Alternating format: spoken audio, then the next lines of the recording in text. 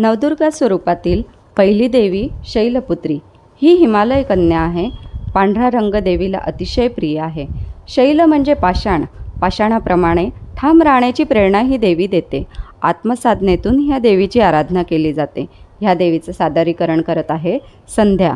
देवीला गाईच्या तुपाचा पदार्थ नैवेद्य म्हणून दाखवला जातो आणि देवीचं स्थान आहे आपल्या 7 चक्रांपैकी मूलाधार चक्रामध्ये। देवीचं दुसरं स्वरूप आहे ब्रह्मचारिणी। कमंडलूम आणि माळ हातात असलेली ही देवी तप आणि आचरणातून एकाग्रता, निष्ठा, आत्मविश्वास, विकास, यश व प्रगतीचा मार्ग प्रशस्त करत असते। ह्या देवीचं सादरीकरण करत आहे अल्पना। देवीला साखरेचा नैवेद्य दाखवला जातो आणि देवीचं स्थान आहे आपल्या स्वादिष्टान चक्रामध्ये। तिसरं स्वरूप आहे चंद्रघंटा। धर्माचे रक्षण करणारी ही देवी यश, कीर्ती, मान, सन्मान प्रदान करते आणि देवीच्या ललाटावर चंद्र आरखलेला असतो।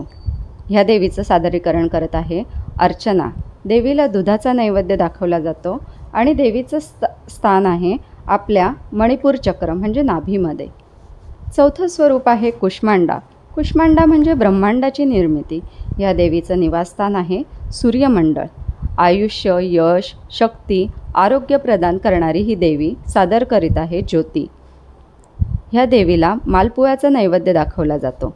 देवीचं स्थान आहे आपल्या अनाहत चक्र म्हणजे हृदयामध्ये।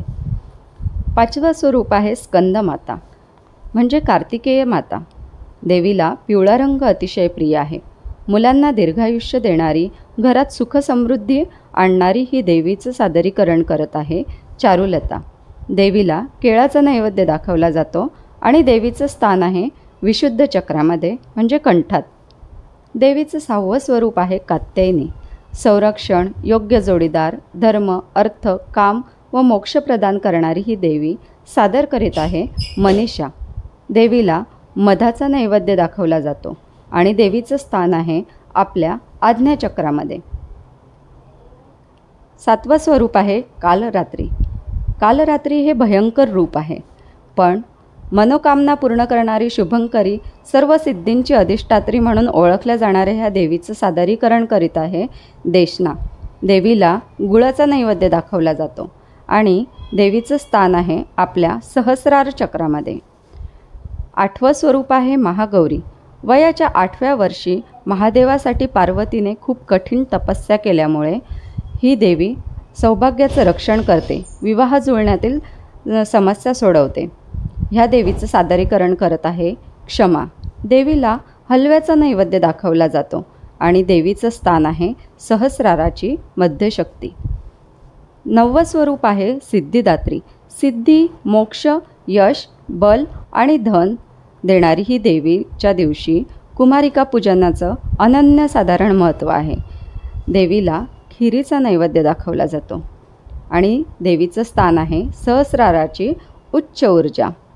आत्मबोध, आंतरिक ऊर्जा, स्वजागरण, स्वतःमधील महाऊर्जा, अंतर्मनाची शक्ती जागृत करणारा पर्व म्हणजे नवरात्र। वैज्ञानिक चिंतनाप्रमाणे आपण आपल्या मेंदूचा काही टक्के वापर करतो, मात्र आपल्या आयुष्यातील चेतनाशक्तीत मेंदूपेक्षा 9 पट जास्त क्षमता असते। त्यामुळे चेतनाशक्ती जागृत करून एकूणच आपली क्षमता वाढवण्याचा काळ म्हणजेच नवरात्र। स्त्री आणि पुरुष दोघांमध्येही स्त्री आणि पुरुष तत्व अवेलेबल असतात।